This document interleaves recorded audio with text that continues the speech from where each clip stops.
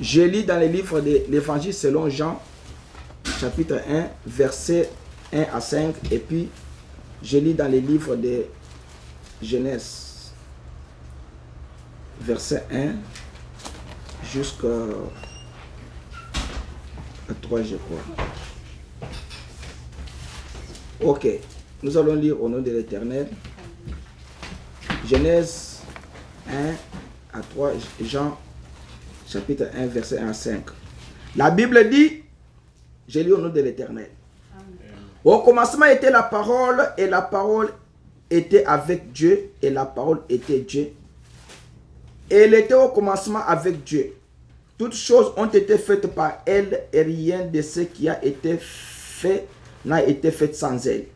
En elle était la vie, et la vie était la lumière des hommes. La lumière, lui, dans les ténèbres, et les ténèbres ne l'ont point reçue. Genesis 1, verse 1 to 3.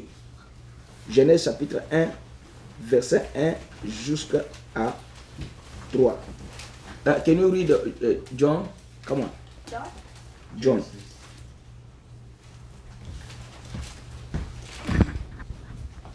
Ok. Et je lis, entre-temps, je lis Genèse. Au commencement, Dieu créa les cieux et la terre. La terre était informe et vide. Il y avait des ténèbres à la surface de l'abîme. Et l'Esprit de Dieu se mouvait au-dessus des eaux. Dieu dit que la lumière soit, et la lumière fit. Can you read in English? Yeah. Stand up, can you read? John 1. In the beginning was the Word, and the Word was with Take God. this. No, read this. Okay. In the beginning was the Word, and the Word was with God, and the Word was God. That's what? John 1. John 1 to 5. He was in the beginning with God. All things were made through him, and without him was not anything made that was made. In him was life, and the life was the light of men. The light shines in the darkness, and the darkness has not overcome it. Okay. Genesis 1 to 3.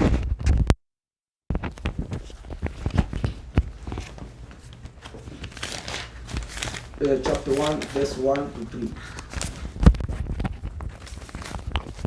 In the beginning, God created the heavens and the earth. The earth was without form and void, and the darkness was over the face of the deep. And the Spirit of God was hovering over the face of the waters. And God said, "Let there be light," and there was light. Okay, thank you. Prions le Seigneur. Seigneur Dieu Tout-Puissant, nous te disons merci parce que tu as voulu que nous puissions parler ce matin sur ta parole. Alors, aide-nous, Seigneur, afin que chacun de nous puisse avoir l'entendement spirituel, afin que nous puissions, Seigneur Jésus-Christ, être à la hauteur de la parole. Bénis-moi, bénis le peuple qui est devant toi, Seigneur. Ôte-moi du chemin, ôte-lui du chemin. Nous voulons être, Seigneur, le véritable serviteur de Dieu ce matin. Et que nos cœurs, Seigneur, qui ont désiré te voir, puissent te voir et t'écouter ce matin. Épargne-nous des accidents, des obstacles, tout, Seigneur Jésus-Christ, des sommeils, des attaques diaboliques. Seigneur, bénis chacun de nous par ta grâce. Nous nous confions à Sainte Main et nous laissons cette réunion à Sainte Main. Que le Saint-Esprit seul vienne nous aider et nous enseigner, Seigneur, cette parole pour tenir pour ta gloire au nom de Jésus. Amen. Amen. Ok. Je vais parler ce matin sur un sujet qui ne doit pas durer long. Ça s'intitule le pouvoir de la parole. Alors, c'est que nous allons parler avec vous ce matin sur le pouvoir de la parole. Alors, là où nous avons lu dans Genèse et dans Jean, la Bible dit qu'au commencement était la parole. Et la parole a créé toutes choses.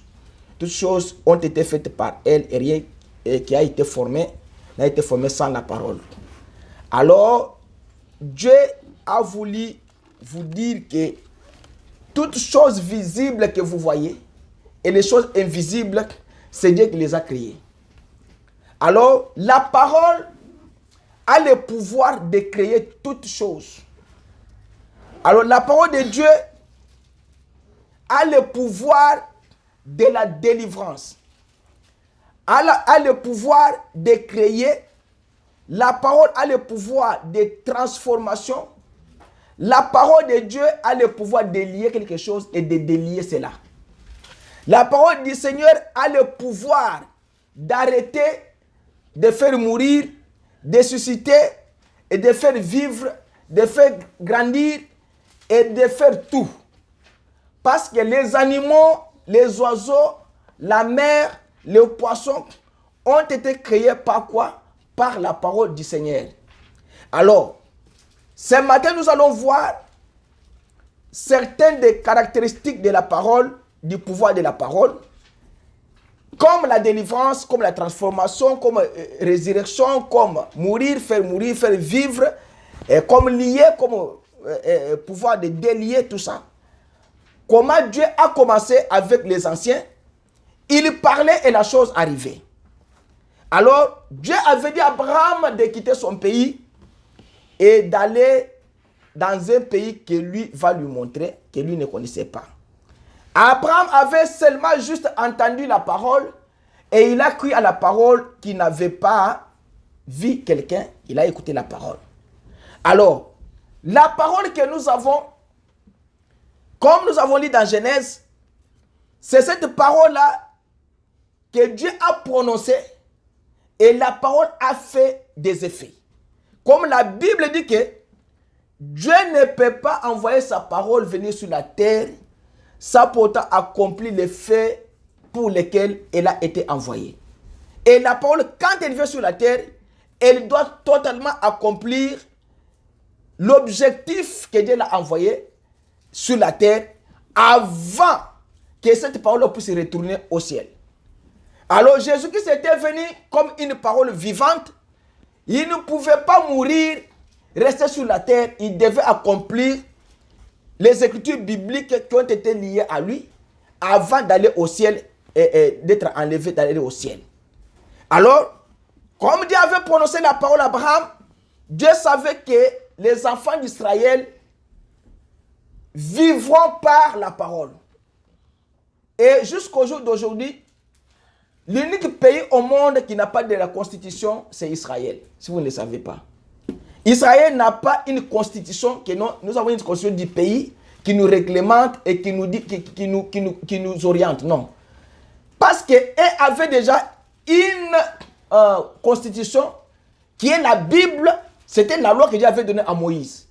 Donc lui, Israël, les enfants d'Israël devaient rester sur ce que la loi de Moïse disait, c'est ce qui est leur constitution. Alors, comme Dieu avait dit à Abraham, Abraham était sorti, était parti. Dieu avait promis à Abraham que ta descendance séjournera dans un pays étranger. Alors, après 400 ans, je les ferai sortir. C'était une parole prononcée. Et la parole prononcée, la parole doit accomplir exactement ce que Dieu a prononcé dans cette parole avant que cette parole retourne à lui. Comme Dieu, dans sa miséricorde, il avait compris que non, 400 ans est accompli. Alors, il fallait maintenant que je puisse faire sortir les enfants d'Israël. Alors, quand il est apparu à Moïse dans les buissons ardents, Moïse lui a posé la question, toi tu m'envoies. Mais si on me pose la question, quel est le nom de Dieu là qui t'a envoyé? Je dois lui répondre quoi? Alors Dieu a dit, va leur dire que Jésus m'a envoyé. Alors quand il est là-bas, quand il est allé en Égypte, il a fait tout ce que Dieu lui avait dit. Mais comme dans les caractéristiques de la parole, du pouvoir de la parole, il y a ce qu'on appelle caractéristiques de créer. Dieu savait que Pharaon n'allait pas croire pour faire sortir les enfants d'Israël. Mais dans cette caractéristique du pouvoir-là, il y avait ce qu'on appelle le pouvoir de créer. C'est comme ça que Dieu avait dit à Moïse, quand tu seras là-bas, je sais que Pharaon n'acceptera pas. Mais tu dois créer. Tu dois prononcer la parole et la parole doit créer des choses. C'est comme ça que les fléaux avaient touché les pays d'Égypte. Et quand Moïse parlait, la chose arrivait. Pharaon regardait, il voyait que comment l'homme peut parler et la chose peut arriver. C'est ce qui faisait que Pharaon soit beaucoup plus incrédule. Voilà comment les enfants de Dieu, quand Dieu vous fait monter en échelon, vos ennemis vous attaquent encore beaucoup plus. Quand vous êtes maintenant beaucoup plus spirituel, le monde vous haïsse encore beaucoup plus. Quand vous devenez encore plus un enfant de Dieu et que la puissance de Dieu se manifeste en toi, ne croyez pas que les gens vont vous aimer, les gens vont vous haïr encore beaucoup plus.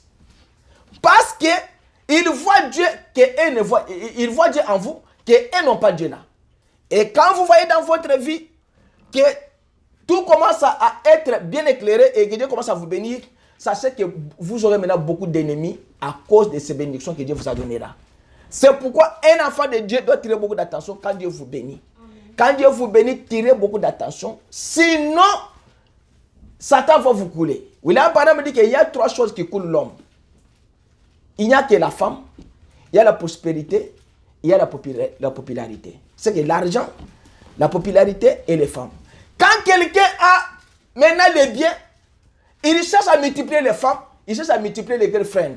Il a les girlfriends ici, il a les girlfriends là-bas. Quand quelqu'un a beaucoup d'argent, il cherche à acheter beaucoup de véhicules, être populaire, que les gens commencent à chanter pour lui. C'est pourquoi, quand Dieu vous bénit, sachez que Satan s'approche encore beaucoup plus. Alors, toi, enfant de Dieu, tire beaucoup d'attention. C'est comme ça que Moïse avait commencé maintenant à parler des choses, et les choses arrivaient. Pharaon, son cœur s'endurcit, c'est parce que Pharaon était en colère contre lui. Comment cet homme, Dieu peut l'écouter comme ça? Mais parce que la parole a dit, je t'envoie.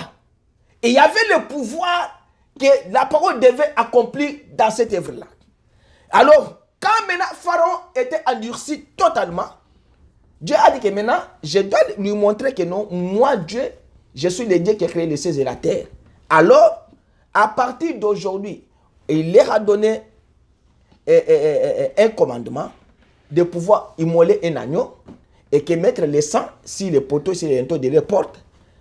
Parce que ce jour-là, c'était le dernier jour que Dieu devait faire une dernière œuvre en Israël, en Égypte. Alors, quand maintenant le premier-né de tout l'Égypte était mort et le premier fils de Pharaon était mort aussi, c'est comme ça que Pharaon les a libérés pour partir. Mais quand ils sont partis, ils sont arrivés maintenant que devant la mer Rouge. Comme la parole du Seigneur avait dit que j'ai endurci le cœur de Pharaon, Dieu devait finir avec Pharaon. Comme Pharaon n'écoutait pas, Pharaon les a suivis. Maintenant, quand les enfants d'Israël regardaient derrière, ils voyaient que Pharaon venait avec ses chars pour les arrêter. Il y avait la mer devant, il y avait les montagnes de gauche à droite, et derrière eux, il y avait Pharaon. Ils étaient bloqués, ils n'avaient pas quelque chose à dire, à faire. Maintenant, Dieu avait dit à Moïse, Moïse avait dit au peuple, quand le peuple craignait, le peuple lui disait, tu nous as fait sortir de l'Égypte. Est-ce qu'il n'avait pas mangé, il n'avait pas de ail, il n'avait pas ceci, il n'avait pas de sépulcre. C'est ce que nous te disons en Égypte, de ne pas nous faire sortir, de nous laisser vivre et servir les dieux des pharaons, des Égyptiens, que d'aller mourir dans le désert. Moïse a dit, ne craignez point. Il a dit, tenez-vous tranquille. Soyez tranquille. Vous allez voir aujourd'hui la délivrance que l'Éternel va vous accorder en ce jour. Et le pharaon que vous voyez là avec ses chars, ces pharaons-là, vous ne les verrez plus jamais dans votre vie. Il a dit, tenez-vous tranquille. Alors, c'est à ce moment-là, quand maintenant, les choses sont arrivées comme ça, alors, Dieu a dit, Moïse, dites aux enfants d'Israël, pourquoi ils pleurent? Pourquoi ils se lamentent? Pourquoi tant de cris? Alors dites-les de se calmer. Alors les Égyptiens que vous voyez là, vous ne les verrez plus jamais. Alors l'ennemi de votre vie là, l'ennemi qui vous tourmente là, Dieu vous dit aujourd'hui que cet ennemi-là, tu ne le verras plus jamais. Et comme dans les caractéristiques de la parole, du pouvoir, il y a le pouvoir de faire mourir. Dieu a dit à Moïse, Moïse, étends ton bâton. Dites-les d'être tranquilles. Alors, fends la mer et les enfants d'Israël passeront. Quand le problème devient difficile dans votre vie, Dieu a toujours un moyen d'effrayer un chemin pour s'en sortir. Amen. Parce que toute chose que l'homme fait ne peut pas être positive. Ou bien ne peut pas réussir. Mais la seule chose qui doit réussir dans votre vie, c'est la parole du Seigneur. Amen. Alors, sans la parole, rien ne peut réussir. Sans la parole, vous ne réussirez jamais votre vie. Et Pharaon était sorti pour aller attraper les enfants d'Israël. Dieu aussi était aussi sorti pour aller défendre les enfants d'Israël. Et la Bible dit que quand il regardait, il voyait comment les chevaux chevauchaient et les chars. Ils ont crié à Dieu, nous allons mourir. Dieu a dit que tenez-vous tranquille, sachez que je suis Dieu. Tout chrétien, quand il y a un problème dans votre vie, tenez-vous, votre Dieu est là et il est votre délivrance. Alors, quand Pharaon s'est approché, la colonne de feu a fait quoi? La colonne de feu est allée se mettre entre les enfants d'Israël et quoi? Et l'Égypte. Pour les empêcher de ne pas atteindre le troupeau de Dieu. Et quand le problème devient difficile dans votre vie, sachez que Dieu envoie un ange dans votre vie pour vous secourir à chaque moment. Quand vous avez un problème, Dieu envoie toujours quelque chose pour vous secourir. La Bible dit dans Exode 14, 19 que l'ange de Dieu qui allait devant les camps, c'est que les enfants d'Israël étaient conduits par l'ange. Comme chaque enfant de Dieu a un ange qui le conduit. Et quand vous voyez que votre marche commence à aller mal, interroge ton ange. Interroge Dieu qui t'a envoyé. Pourquoi ça ne marche pas? Et Dieu va vous secourir. Et il a changé la position. Il est allé derrière les camps. C'est quand le problème vous arrive dans la vie, Dieu a la capacité de changer la position du combat. Amen. Parce que la position du combat de votre vie ne peut pas rester la même position. Satan, le diable, quand il vient vous attaquer sur les enfants, il ne vous résiste pas, il va attaquer la femme. S'il attaque la femme, il ne te résiste pas, il va attaquer tes biens. S'il attaque tes biens, il ne résiste pas, il va attaquer même ta maman, même ton père. Il va mettre des choses entre toi et tes frères et ta maman pour que les troubles s'enflamment dans la famille afin que tu sois troublé et que tu sois prise. Il y a un frère qui était bien avec sa femme. Un frère a pris une bonne à la maison que cette bonne-là puisse lui servir. La bonne-là était sorcière, le frère ne savait pas. Il sert du message, une chrétienne, mais qui était sorcière, ne savait pas. Maintenant, la bonne a cherché comment avoir l'enfant du frère, ou bien le frère, ou bien la sœur. La bonne n'a pas eu ça. Maintenant, il y a moi, Kassia, frère, est venu maintenant du village. Je suis aussi frère. Ok. Et il est à l'église. Et un jour, alors, il est allé maintenant chez les frères pour habiter avec les frères. C'est à ce moment-là que la sorcière a eu maintenant l'occasion. Parce qu'ils se sont même. Lui cherchait les membres de la famille pour entrer par là, pour la voir. Il y avait une discussion à la maison avec les frères et la sœur.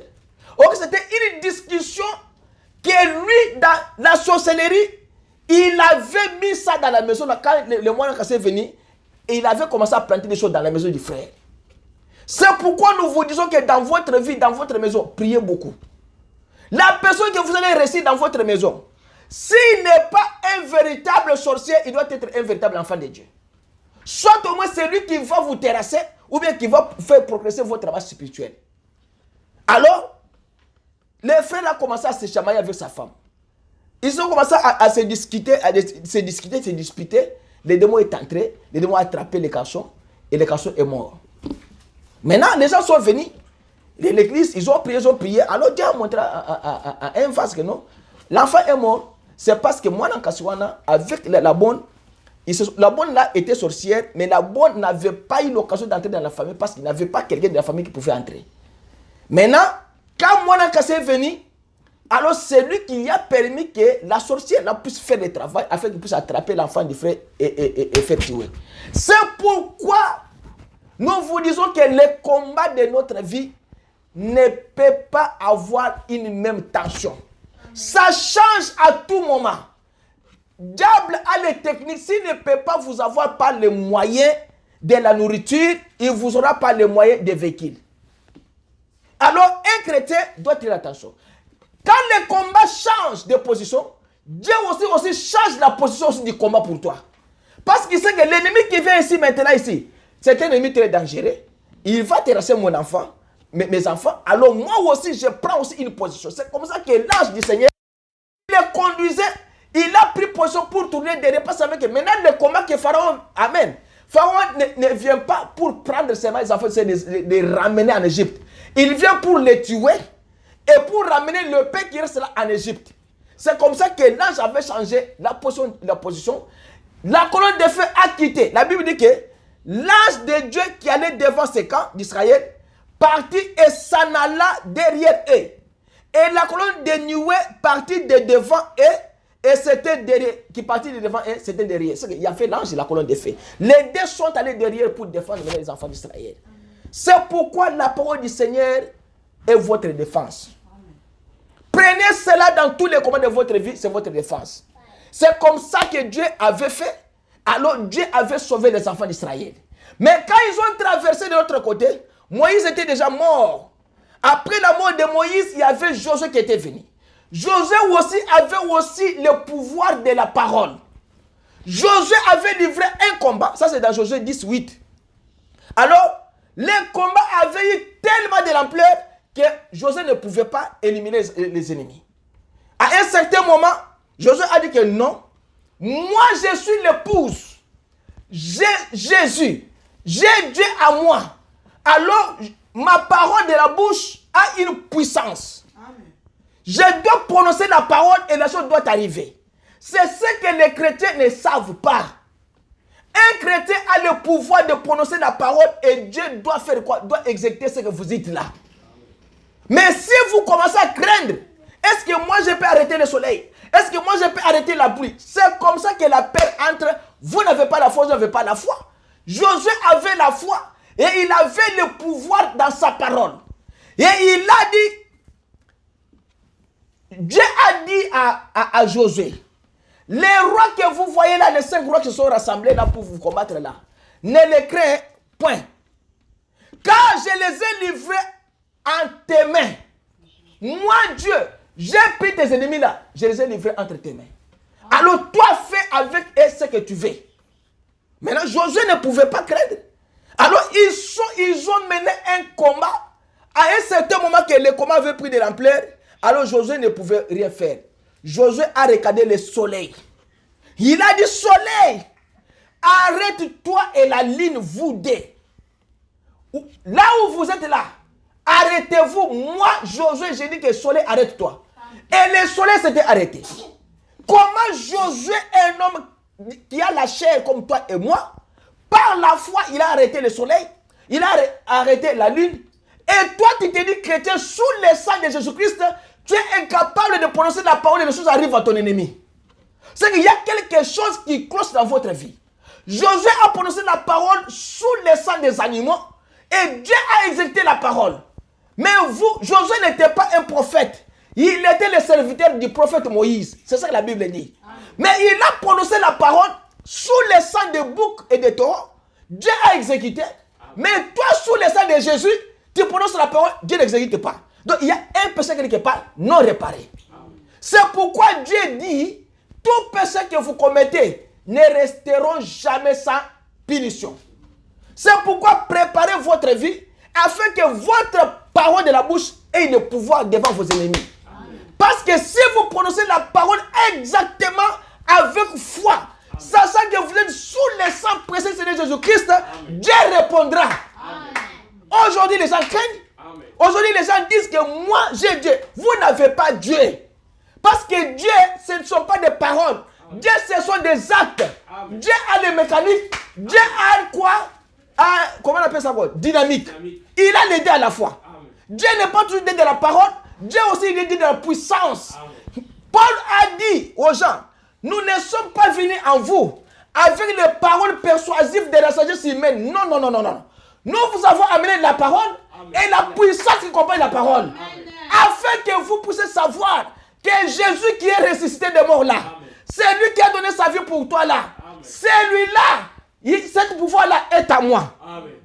Paul a regardé quelqu'un. Pierre a regardé quelqu'un. Il a dit, moi, je n'ai pas l'argent. Je n'ai pas l'or.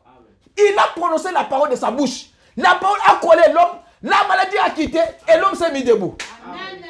Vous voyez? Amen. C'est pour vous dire que sous le sang de Jésus, tout est possible à celui qui croit. Amen. Si vous croyez que Jésus, son sang, n'a pas perdu sa puissance jusqu'au jour d'aujourd'hui, alors ça va se faire. Amen. David est allé. David a rencontré Goliath Goliath, qui lançait les défis aux enfants d'Israël. David a dit que non, moi je ne peux pas accepter cet incirconcis. Écoutez, David a appelé un enfant de 16 ans. Il a appelé un homme de 3,50 m un incirconcis. Il avait quoi? Il avait le pouvoir de la parole en lui. Amen. Il avait la puissance de Jésus en lui. Amen. Il n'a pas regardé la taille de Goliath. Il a dit, Goliath, toi tu me dis que moi David, tu vas me tuer, mais donner au pâturage aux oiseaux, aux animaux des champs. Non. David a dit que toi, en ce jour, l'Éternel te livrera à mes mains. Amen. Ça, c'est la parole de David. Amen. Il a dit qu'il va te livrer. Attends, j'arrive là-bas parce que le relateur a fait défaut. Il a dit que en ce jour, l'Éternel va te livrer entre mes mains. Et je te frapperai et j'ôterai ta tête. Ça, c'est David. Ça, c'est sa parole. Quand David parlait là, Dieu écoutait au ciel. Quand vous parlez aussi pour ton ennemi là, Dieu aussi vous écoute aussi au ciel. Il dit, et je donnerai à ce jour les cadavres du champ des Philistins. Il n'a pas dit les cadavres des Philistins, il a dit des Philistins. C'est qu'il avait dit à Goliath, et toi, et tous ceux qui sont derrière toi, aujourd'hui, moi, David, et un enfant de 16 ans, je donnerai vos cadavres tous aux animaux. Amen. Ah! Il dit, je donnerai aux oiseaux du ciel et aux animaux de la terre. Amen. Et toute la terre saura qu'en Israël, il y a un Dieu. Amen. Il fallait que les gens sachent qu'en toi, il y a Dieu. Amen. Il faut que les gens voient Dieu en toi. Tu commences, c'est les démons là qui t'effrayent. Les démons là qui te donnent le froideur. Ah, moi-même, je ne prie pas encore. Non. Un enfant de Dieu se tient debout toujours. Amen. Même si vous tombez, demandez pardon à Dieu, confessez et allez de l'avant. Amen. Il n'y a pas un homme parfait sur la terre.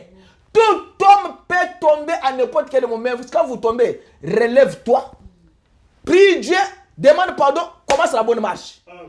David a dit qu'en Israël, toute la terre, commençant par l'est, sud, nord, ouest, sauront qu'en Israël, il y a un Dieu. Il fallait que les gens voient qu'en toi, il y a Dieu. Et si on ne voit pas Dieu refléter en toi, c'est qu'il y a quelque chose qui cloche. Et toute cette congrégation saura que ce n'est ni par l'épée, parce que David n'avait pas l'épée. Dieu ne tue pas par ce moyen-là. Ni par la lance. Non.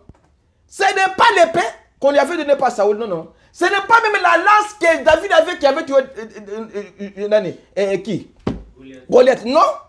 Il dit que c'est l'Éternel. Car la bataille appartient à qui? À l'Éternel. Et il vous livrera entre nos mains. C'est que David était sûr que la bataille là appartient à Dieu.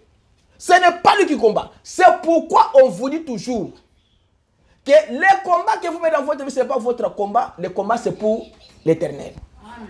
Dieu veut vous voir aujourd'hui, vous mettre debout et combattre un beau combat de la foi. Amen. Ayez le pouvoir de la parole en vous. Dites à Satan, dites à tous ces gens-là qui vous tourmentent là, qu'aujourd'hui, j'ai le pouvoir de vous livrer à la mort. Amen. Parce que la parole du Seigneur a le pouvoir de faire vivre et de faire quoi? Mourir. Amen. Ça, c'est le pouvoir là. Alors, comme vous avez ce pouvoir là, dites à vos ennemis aujourd'hui que toute la terre saura qu'en Israël il y a un Dieu. Mais toi, change. Dites que toute la terre saura qu'en moi il y a Jésus. Amen. Alors Jésus répondra maintenant. Quand vous élevez Jésus beaucoup plus dans votre vie, il agira. Amen. Mais vous êtes shy. vous êtes frustré, vous avez le froid. Jésus ne doit pas agir dans des choses comme ça. Jésus a multiplié les vins. Les vins, selon la Bible, c'était stimulant. Vous voyez, selon la parole du Seigneur, les vins, c'est stimulant. C'est pourquoi on vous dit que les gens qui boivent le café, ce sont des stimulants, les thés, ce sont des stimulants. Mais si vous buvez l'eau, l'eau ne peut pas vous stimuler. Mais les vins, c'était stimulant. C'est pourquoi Jésus a multiplié les vins pour vous dire que je multiplie ma puissance, les stimulants, afin que vous puissiez être ivres du Saint-Esprit. Un chrétien, au lieu d'être ivre de boissons alcooliques, soyez ivre de quoi? Du Saint-Esprit. Élie est venu aussi. Élie avait le pouvoir de quoi? Le pouvoir du changement. Il pouvait changer la cour, si ça se dit comme ça, du monde. Il a dit, je dois, par ma parole à moi, arrêter la pluie pendant 3 et 6 mois. Ça ne tombe pas. Et il a prononcé la parole a exécuté. Le pouvoir du changement. La Bible dit qu'Élie était un homme dans la même nature que toi et moi. C'est ce que la Bible nous dit. Il prononça la parole. Il dit à la pluie de s'arrêter. La pluie s'est arrêtée pendant 3 et 6 mois. Mais toi, tu fais une campagne. Tu as un problème. Tu prononces la parole n'exécute pas. C'est qu'il y a quelque chose qui ne va pas dans votre vie. Élie était un homme de la même nature que toi. Écoutez ce qu'il dit. 1 Roi 18:1.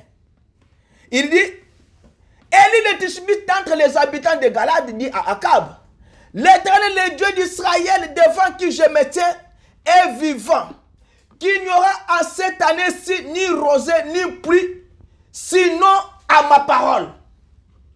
Il n'a pas dit que sinon à la parole du Seigneur. Non. Il a dit que sinon à ma parole. C'est que lui, Élie, avait la parole et le pouvoir qui remplit la parole là. Amen. Il a arrêté. Et c'est lui-même qui a délié encore les cycles du monde. Il a dit, je vous délie maintenant et que la pluie tombe. Et la pluie était tombée. Maintenant, un chrétien, vous avez le pouvoir du changement. Vous pouvez changer, vous pouvez être transformé. Le pouvoir de transformation. Ça, c'est le pouvoir du changement. Le pouvoir de transformation, Élie est parti. Élisée est resté. Il y avait un homme qui s'appelait Naaman. Il était lépreux. Alors Naaman, on lui a dit qu'en Israël, il y a un prophète. Hein. Même si vous êtes dans sa chambre, dans la chambre, vous parlez, il va vous dire ce que vous parlez à la chambre. Mais lui, il se trouvait qu'il était un homme honorable là-bas, mais il avait la lèpre.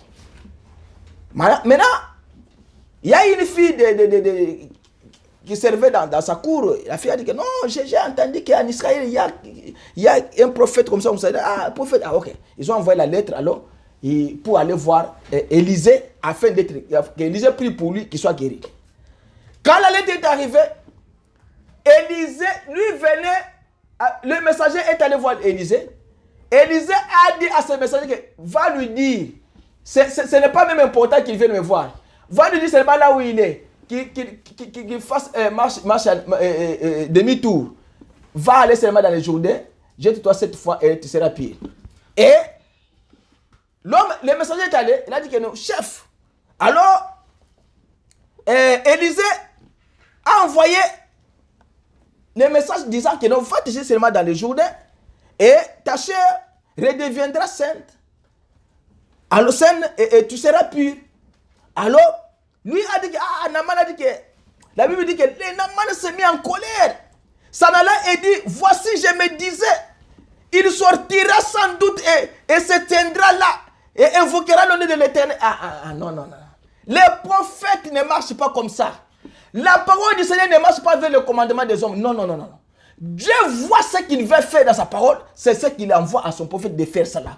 C'est pourquoi tous les prophètes de la Bible, ils ne feront jamais quelque chose en dehors de la parole du Seigneur. Amen.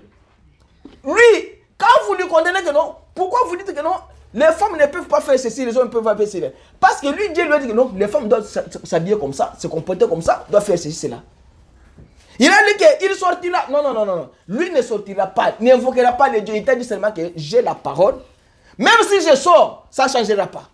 Mais je te dis seulement que retourne, va te jeter dans les Jourdain et tu seras pire.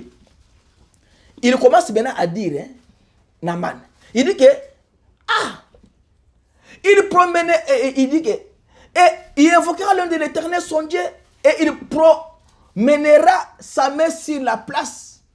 Ma maladie là, je serai délivré de la lèpre. Alors il dit que la banane et les parpares, il commence à citer maintenant les quoi? Les rivières de son pays là. Et ils sont pires. Ils sont pires que les Jourdains. Et pourquoi moi je peux aller me jeter là-bas? Je ne peux pas aller. Et quand il se disait comme ça, l'un de ses serviteurs lui a dit que non, va seulement. Qu'est-ce que tu dois perdre en allant se jeter seulement cette fois? Tu te fâches pourquoi? Existe seulement la parole qui lui dit, la chose va arriver. Amen. Parce que c'est un prophète. Il t'a dit seulement, va cette fois. Qu'est-ce que tu dois perdre? Au lieu d'être comme ça, et au lieu de faire ce qu'il dit, qu'est-ce qui est mieux? Ce qui est mieux, c'est de faire ce que le prophète a dit. C'est pourquoi, frère, quand un serviteur de Dieu ou un du Saint-Esprit vous dit quelque chose, écoutez. Parce que quand le pire t'arrivera, tu t'en sortiras pas. Attention, quand Naaman a fait exactement ce qu'Élie lui a dit, cela a transformé sa vie. Et sa peau est devenue saine comme la peau d'un enfant. Amen. Et il est allé avec la joie dans son cœur qu'en Israël il y a un Dieu. Il y a Dieu qui peut transformer votre vie. Amen. Il a ce pouvoir-là de transformer. Il a le pouvoir de la délivrance. Il peut délivrer même les chameaux, même les oiseaux que vous avez chez vous à la maison. Shadrach, Meshach et Abednego, ils ont défié les rois. Le roi a dit que moi, le roi, je dois chauffer encore la fournaise ardente 7 fois. Amen. Vous ne vous en sortirez jamais. Shadrach a dit que oui, il serait mieux de chauffer même 70 fois. Mais nous savons, Shadrach, Meshach et Abednego dit que il n'est pas nécessaire que nous te répondions sur ce sujet-là. Nous, les enfants de Dieu, nous n'avons pas discuté avec Satan. Nous allons donner les ordres à Satan de quitter notre vie. Amen. Nous n'avons pas de temps de commencer à dire à Satan. Satan qui vient comme ça, il vous dit que je prends ta femme et ta femme. Toi, tu dis que toi, tu peux prendre ma femme, mais si tu prends ma femme, tu fais ce que tu fais. Non. Nous disons ceci à Satan. Nous n'avons pas le temps de discuter avec toi. Nous n'avons pas le temps de te répondre, Satan. Ce que nous avons, nous allons te le donner. Nous allons te montrer que nous avons Dieu à nous. Ce n'est ni par l'épée. Il dit que la délivrance. Les hommes ont cherché la délivrance. Ils ont levé leurs yeux même vers la montagne. Mais même à la montagne là-bas, il n'y a pas la délivrance. La délivrance vient de qui? Vient de l'Éternel. J'élève mes yeux sur la montagne. D'où viendra mon secours? D'où viendra ma délivrance? Il a cherché la délivrance au-dessus de la montagne, il n'y en avait pas. Mais il a dit que la délivrance vient de l'Éternel. Le secours vient de celui qui vous a aimé. Amen. Il dit, il n'est pas nécessaire que nous, Shadrach, Meshach et Abednego, nous te répondions sur ce sujet. Si notre Dieu que nous servons peut nous délivrer de la fournaise de feu ardent, et il nous délivrera de